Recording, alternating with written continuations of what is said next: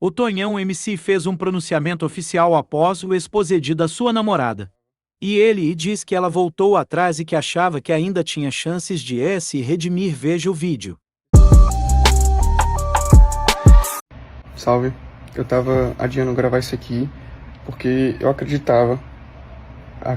até ontem que existia a possibilidade de resolução desse problema, que tinha como resolver. Desde domingo eu venho vivendo a pior semana da minha vida. Nos quatro cantos da internet eu sou um negócio que eu não sou. Estão falando que eu sou uma coisa que eu não sou.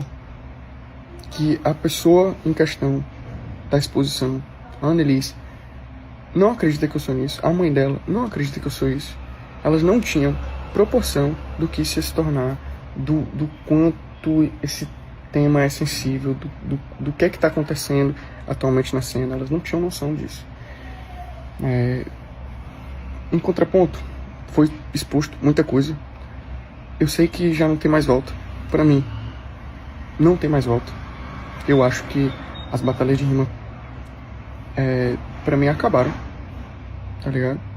Eu não falo isso com pesar no coração, mas porque eu vim essa semana inteira já entendendo o que é isso. E, ok.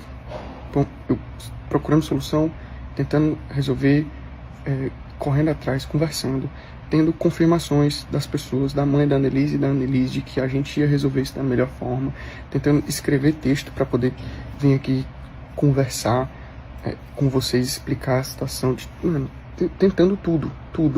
Conversei com o advogado, conversei com a mãe, conversei com ela, conversei com as pessoas próximas, conversei com minha mãe, conversei com todo mundo. Todo mundo tem uma ideia, mas ninguém sabe como solucionar essa coisa que está acontecendo. Então, que eu não fuja mais da situação. Aliás, não estava fugindo, o que eu estava tentando era resolver.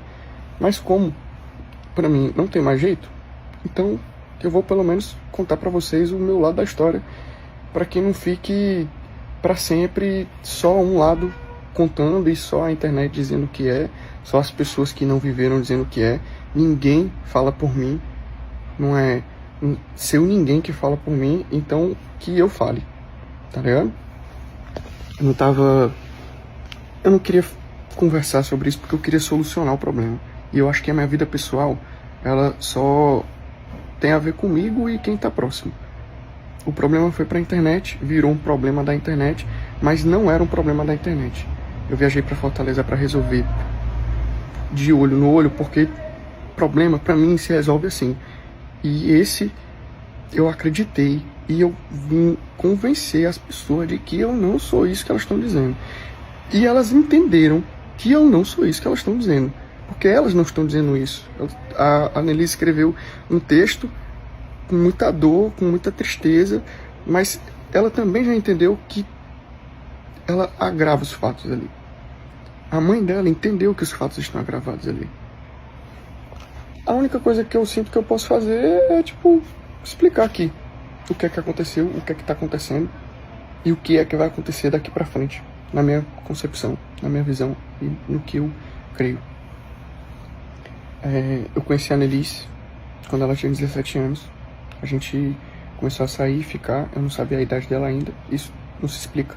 Eu não fui atrás dela por causa da idade. Na real, ela me conheceu por causa de uma batalha.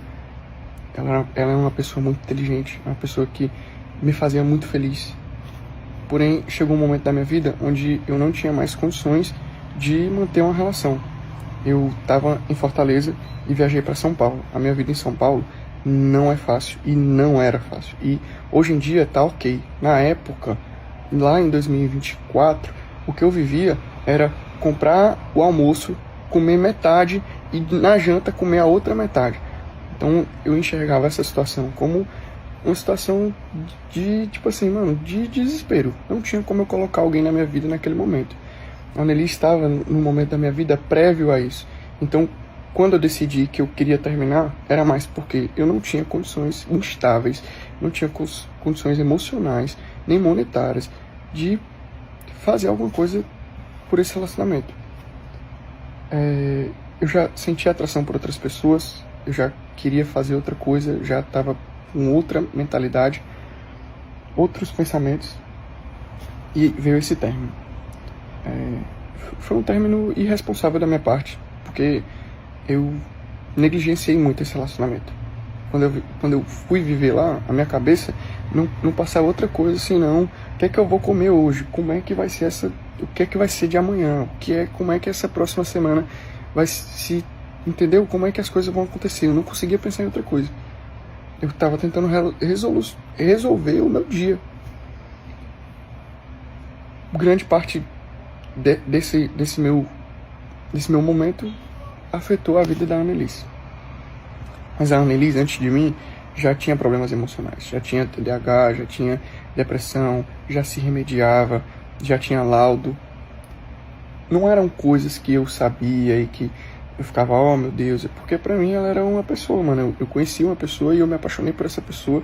Então eu não fui atrás de saber, você faz isso, você faz aquilo. Na época, mano, eu era um pivete, mano. Tipo, eu tinha 22 anos, mas eu era um pivete, mano. Tá ligado? Ficava vendo e, tipo, tentando entender que situação era essa que eu tava passando na minha vida e por que as coisas estavam daquele jeito. Mas, enfim, mano, não tinha maturidade. Como ainda tô aprendendo 1 milhão de coisas. Após esse término, a gente não perdeu tanto contato assim. A gente só foi se falando bem menos e espaçadamente, porque a Annelise não era minha inimiga. Em momento algum ela foi uma pessoa que eu desejei o mal.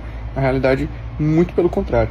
Tentava fazer o bem da forma que eu sabia e da forma que eu entendia que era bem. E que eu entendo como é bem até hoje.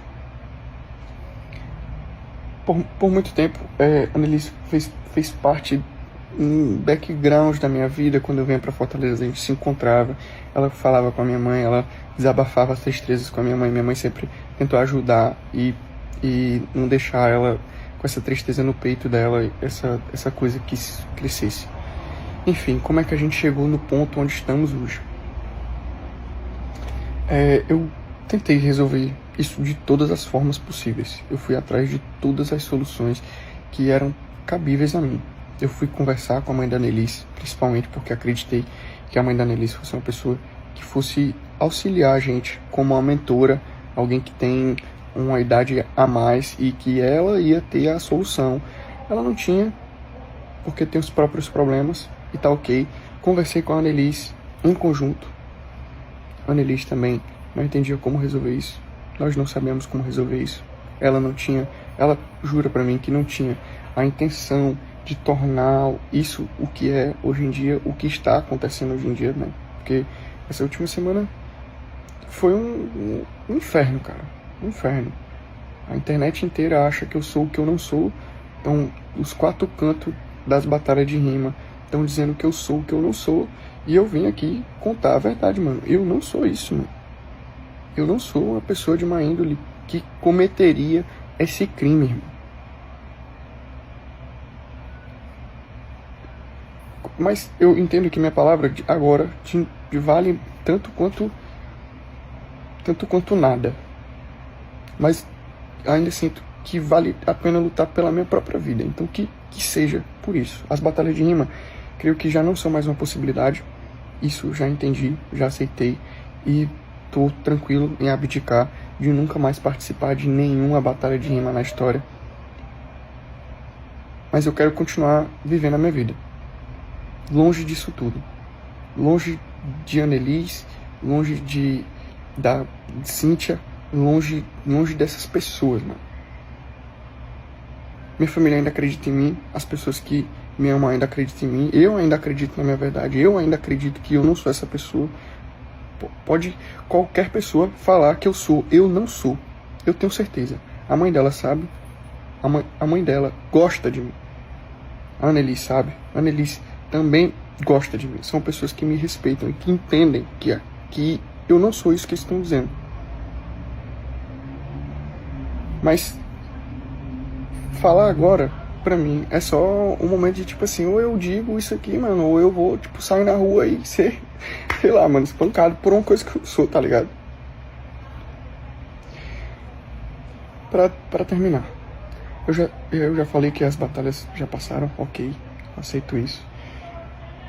Eu já falei que eu tentei solucionar de todas as formas, ok, não consegui de jeito nenhum, não tem solução. A mãe dela queria, ela queria, mas esse problema extrapolou. A menina tá mal, vai para o hospital porque tem ansiedade, porque as pessoas ficam mandando mensagem xingando ela. Eu já não vejo mais Instagram, já não vejo mais TikTok, já saí disso tudo. Mas eu ainda quero continuar vivendo. Entendeu? Eu sei que não vai dar mais pra voltar pra batalha, mas porra, mano, ainda quero continuar vivendo, cara. Ainda quero sair na rua. Sem ser essa pessoa que as pessoas estão dizendo que eu não sou, mano.